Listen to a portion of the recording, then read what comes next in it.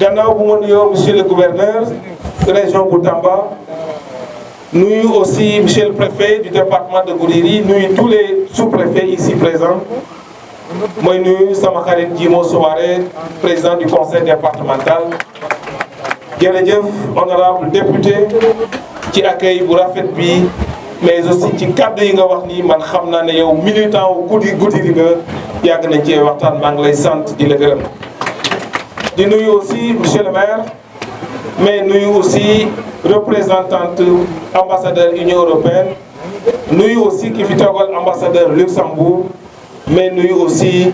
ki fi toogal Luxembourg bi nga xam ni moo ñu gunge ci liggéey bi. maa ngi nuyu tous les maires nuyu au conseil yi nuyu aussi comme membre du conseil économique social et environnemental mais nuyu directeurs yi nekk fii directeurs généraux yi chefs de service. mais aussi tous les responsables mais nuyu parents d'élèves yi mais nuyu aussi directeur du centre bi ak professeurs yi mais rawatina aussi ndaw ñi nga xam ne ñoo nekk fii ci centre bi. bëgg a wax rek sama mbégte teew fii tey ci Goudiri ñu fas yéene ubbi centre de formation bu mucc ay bi nga xam ni moom lañ tabax fii ci Goudiri ndax président de la république dafa jox ndaw ak xale daf leen jox. gëdd jox leen aussi programme bu yaatu ñu tuddee ko xëyu ndaw ñi mu bokk ci programme yi nga xam ni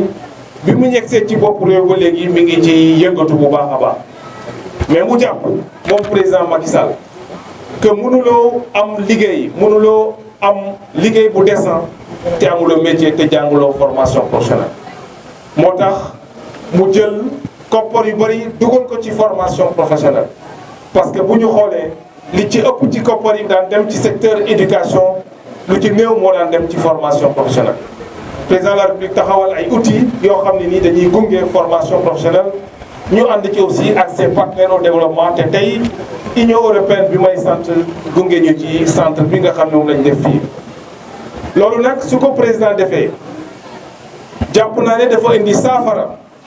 ci loo xam ne nii injustice la woon ci département Goudiri parce que Goudiri mooy département bi gën a rëy ci Sénégal mais Goudiri amul woon centre de formation professionnelle président de la république bu décidé te fii centre bi tey jàpp naa ne jubbanti na injustice boobu nga xam ni amoon na ci Goudiri. loolu nag su ko defee c'est parce que moom dafa gëm comme ni mu koy waxee li ñuy wax équité territoriale ak équité sociale maanaam ci territoire yi ci dëkk yi ci gox-goxaan yi ñu fekk leen fa ku ci nekk ci la nga yeloon ñu jox la ko. jàpp naa ne tey bari na ñoo xam ni fii la ñu nekkoon ci Goudiri ku leen woowoon tey ne def nañ fii centre boo xam ni liñ ci def ci koppar ëpp na milliards ak 200 milliards de francs CFA duñ ko gëm. kon boog cant gi ak ngërëm yi nga xam ne ñi fi jël kàddu yëpp wax nañ ko président de la république son excellence Macky Sall moo ko moom mi nga xam ne moo am vision bi am xalaat bi mais teg outils yi nga xam ni tey fii ci Goudiri xale yi dinañ fi mun a jàng école jàng fi métier mais def fi seen activité boobu.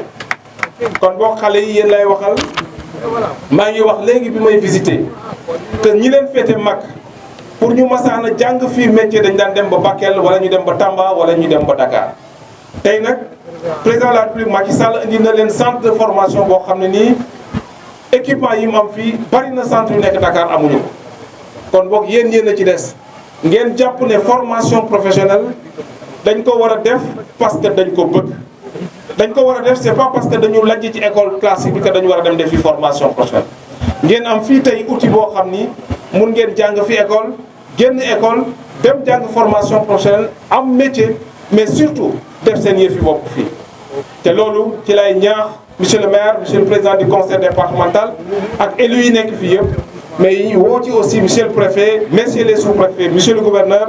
pour que ñun ñëpp ak centre bi ñu taxaw. pour que centre bi répondre à sa vocation te vocation bi mooy mu tàggat ndaw ñi fii tàggat mag ñi mais surtout jox leen métier pour ñu mën a am seen liggéey fii ci Goudiri ba nga xam ni dootu leen soxla ngeen di dem Dakar waxatuma la sax di dem France wala dem beneen dëkk ci Europe.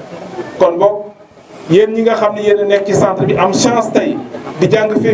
fii métier na ngeen ko fonk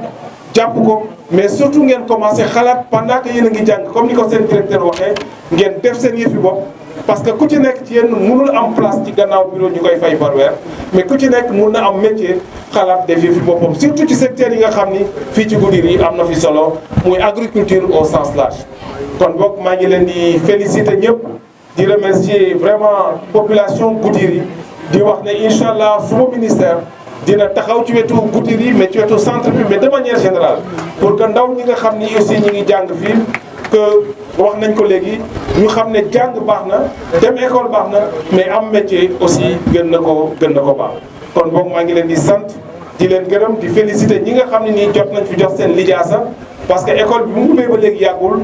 ñu tàggat fi ay ndaw tàggat fi ñoo xam ne ñu ngi liggéey déjà jàpp naa ne comme ni ma ko waxee directeur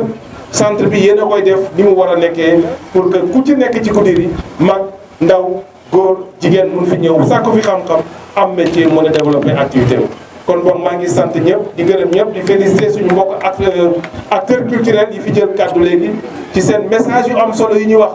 parce que ñu wax ne ñun waajur yi lañu waxal nañu am kayitu juddu pour xale yi nañ leen wutal kayitu juddu parce que kayitu juddu mooy mun a tax xale bi mun a jàng am métier am identité. kon boog jaajëf bravo à tous les acteurs culturels merci pour ces messages de sensibilisation pour les problématiques que vous avez évoquées dans Goudiri maa ngi leen di sant di leen gërëm asalaamaaleykum wa rahmatullah.